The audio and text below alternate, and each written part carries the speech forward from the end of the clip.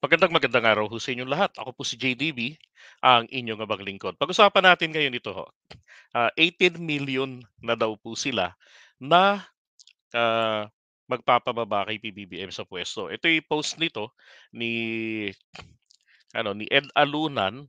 Ayan, sabi niya, I am informed. Wow. Sino kaya nagsabi sa kanya? Si ano ba? Jose Alejandrino.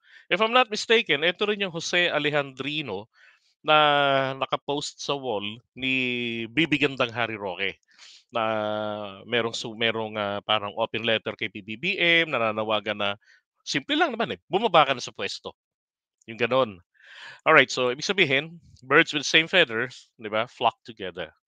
Okay, now sabi niya, I am informed there are some 18 million Filipinos who now support the call for BBM. Ayaw nila ng P, eh. Oh, for BBM to step down. Will BBM order DILG Secretary Ben-Hur Abalos and the PNP to suppress the growing power movement? Alam nyo, lutang yung utak no? Paano ko naman nasabing lutang yung utak? Ah, Kasi, tignan nyo ha. So sinasabi niya, kung pipigilan, iuutos daw ni PBBM, napigilan itong lumalawak na people power movement laban kay PBBM. Yung binubuo raw ng mga nasa ah, 18 million na ng mga Filipino. Hindi na po DDS ha, Pilipino na po. Bakit? Nakakahiya po kasi pagka DDS eh. 'Di ba? Nakakahiya kasi pagka Digonian ka eh. So DDS na nga. Hindi na po DDS, ngayon Filipinos na po ang tawag nila ngayon. Okay? Now, sabi diyan, who now support the call for PBBM? Putang paano gagawin ni Abalos doon na ano yun, hahanapin yung mga yun, huhulihin yun? Now, bakit po niya ito sinasabi ng ganyan? Simple lang po yan. Kasi they are portraying na si PBBM po ay mag impose ng martial law. At ang martial law pong yun, sa kanila pong kakulangan ng kanilang kaisipan, ng tamang alignment ng kanilang brain cells, hindi nila naisip na yung sinasabi nila na, baka si Jason sa nga, no? Sa pangpulpul. Nakakahiya si Jason sa totoo lang, 'di ba? So, sa kanilang kapipilit na na pababain si PBBM na mga ganyan. Tapos etong si PBBM ay i-impose ng martial law katulad nung ginawa ng tatay niya. Tapos naging malupit, 'di ba? Maraming mga human rights violations.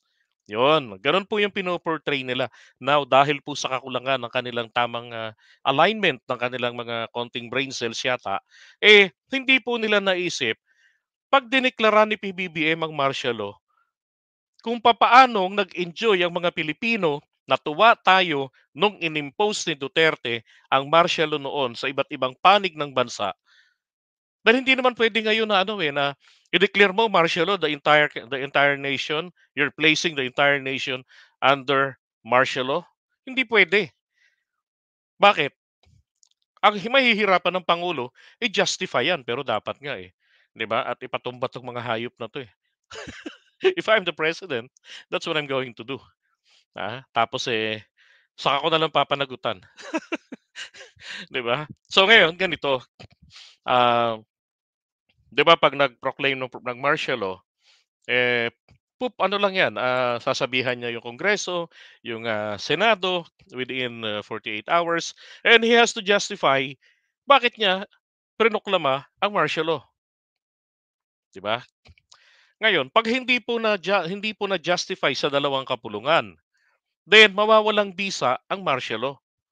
Oh, at lahat po ng martial law na 'yan, under ng 1987 Constitution, lahat po 'yan, pati yung sinasabing mga loopholes dito, lahat po 'yan ay na-exhaust ni Tatay Digong, ni Duterte. Bakit? Tignan niyo, may limit lamang kung hanggang ilang araw ang bisa ng proclamation ng martial law, tama?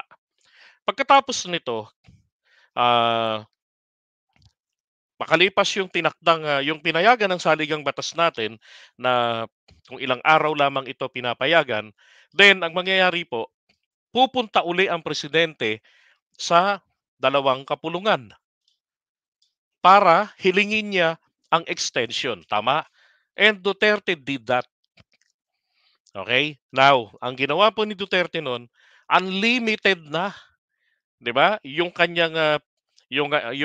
martial law. Nung una, limited lang base ron sa sinabi sa Constitution, pero dahil walang sinabi ang Constitution na yung succeeding, na yung extension, rather, ay may limitasyon, walang gano'n, kaya po naging unli. Oh, 'di ba? So, 'yun po yung kanilang gustong sabihin sa atin na nakakatakot. Magma-martial law si PBBM, tapos hindi nabababa sa kapangyarihan, mga kababayan. Napakahina po ng martial law rito dahil hindi puwedeng ipasara ng presidente ang Kongreso, 'di ba? Alin man diyan sa Senado at Kongreso, hindi niya puwedeng ipasara. Oh, tapos pupuwede itong i-override ng mga mambabatas, 'di ba? Kaya itong mga loko-loko na 'to at loko-loko rin yung mga nagpapaniwala, Diyos ko, eto lang masasabi ko rito, this is my challenge to them. So sinasabi nila na 18 million na raw, 18 million daw po sila. Okay, sige, ah, pagbibigyan ko po na 18 million sila, okay. Now, kung sila po ay 18 million, siguraduhin lang nila na sa darating na halalan next year, landslide lahat ng kandidato ni Duterte. 'Di ba? Dapat gano'n, lahat yang 18 million na 'yan, magre-reflect 'yan, lahat dapat uniform 'yan. 'Pag hindi ninyo nagawa 'yan, na i-landslide na tig-i-18 million ang mga kandidato ni Duterte, putek kayo, hanggang 2028 namin kayong pagtatawanan, mga ungas.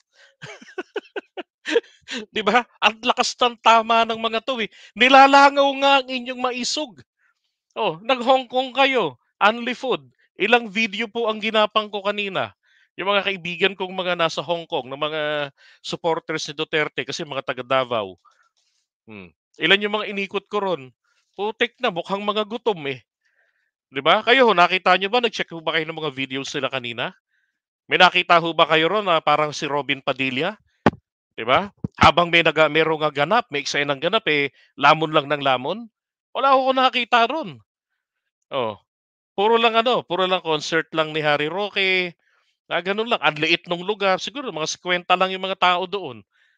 Hmm, 'Di ba? Kasama na yung mga nagsidating galing dito sa Pilipinas at enjoy na enjoy sila. Bakit?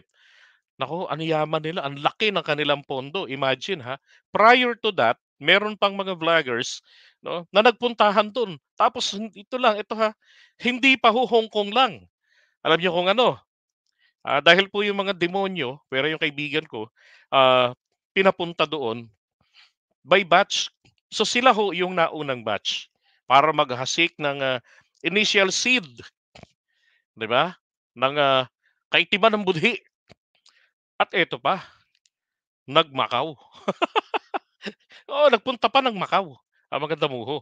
Kaninong pera 'yan, 'di ba? Alangan naman na yung sinasahod ng mga 'yan na mga 300,000, 400,000 plus bayad pa sa kanila ng mga amo nila. Oh, 'di ba? Eh, babawasan nila 'yon? Malabo naman 'yon, na mamumuhunan sila ng gano'n. Oh, tapos nilalangawin lang sila, 'di ba? So, may nagpopondo. Ngayon, eto pong event na kanina yung dinaos nila na Murali sa Hong Kong with the 220 Hong Kong dollars um, entrance fee lang, para sa lumang building at may amoy na ano, na gusali at mura lang ang mga pagkain daw do'n, mga nasa 110 Hong Kong dollars lang. Unli na 'yon, buffet na 'yon. Putik na, pinagkakitaan pa nila kanina, 'di ba? 'Di ba? Ay naku, ako kanina ilan yung mga inikot ko sa kanila, eh. Sabi ko, "Tangina, nasaan ang mga pagkain ninyo? Akala ko ba unli?" Eh, 'pag sinabi mong unli, magiging visible sa lamesa nila ang pagkain. Nasaan? Eh, baka ho ang unli, itong mga nakinabang doon sa 220 Hong Kong dollars, 'di ba? Eh, diyaan na lang, eh. o 50 lang yung dumalo, tapos yung mga maisog rally nila, saan lang ang may pinakamarami? Yung in-expect nila na magkakaroon ng, 100,000 pieces na dadalo sa Mindanao, 'di ba? Expected nila yon. Oh, pero ilan yung dumating?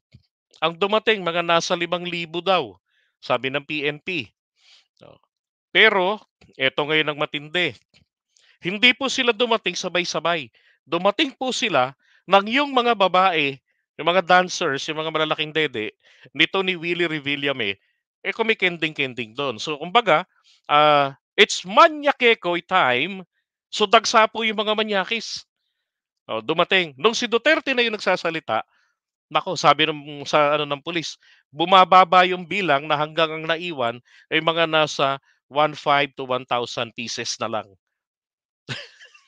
So ito bang mga taong ito DDS, 'di ba? Hindi. Bakit? Nag-enjoy nga lang daw sila kasi ang habol nila pumunta sila do'n ay yoong mga sexy dancers.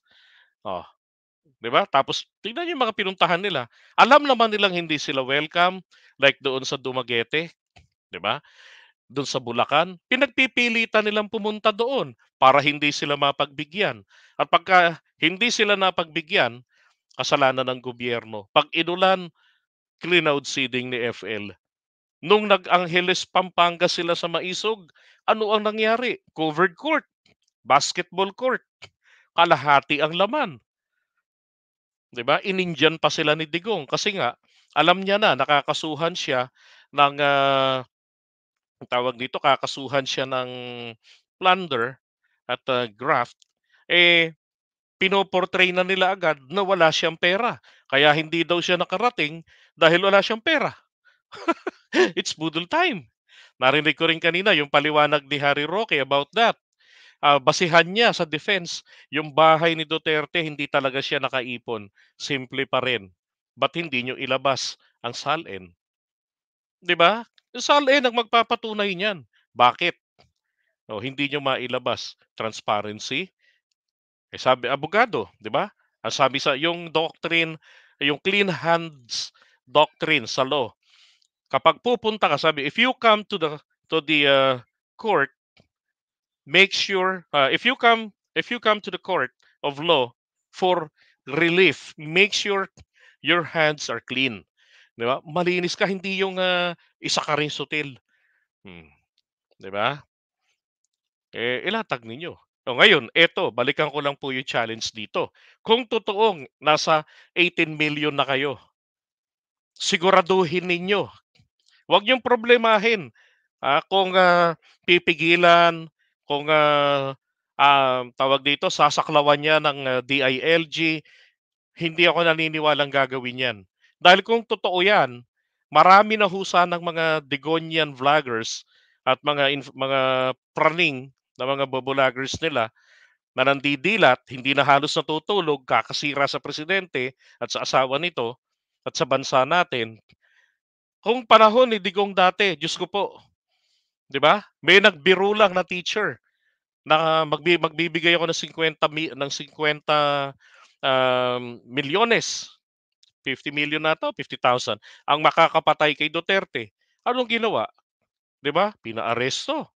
Oh, ilan pa yung mga nagbiro, 'di ba? Yung ginawang aso yung mukha niya, oo, kabastusan yun and I condemn that. Napaka below the belt ng gano'n. Pero ano nangyari? Hindi ba't dinimanda? Kailan lang nakalaya? Oh, kailan lang na-dismiss ang kaso, 'di ba? Inabala nila yung tao. Oh, ini-stress nila. Yun ba yung ngayon nangangamba na baka gawin sa kanila yung gawain nila? Wow, come on. Ito lang yan, ulitin ko lang, Jose Alejandrino, and then dito kay Ed Alunan. Siguraduhin niyo lang sa amin, pagdating ng halalan, lahat ng kandidato ni Duterte, dapat lahat yan, sikat man o hindi, dapat yan tig-18 million. Oh, 'pag hindi niyo nagawa yan, ibig sabihin nambubudol din kayo, okey? Lakas ng tama sa utak ng mga 'to, eh. Ganyan na raw ho karami ang mga sumusuporta sa panawagan na bumaba si PBBM sa puwesto. Ayos.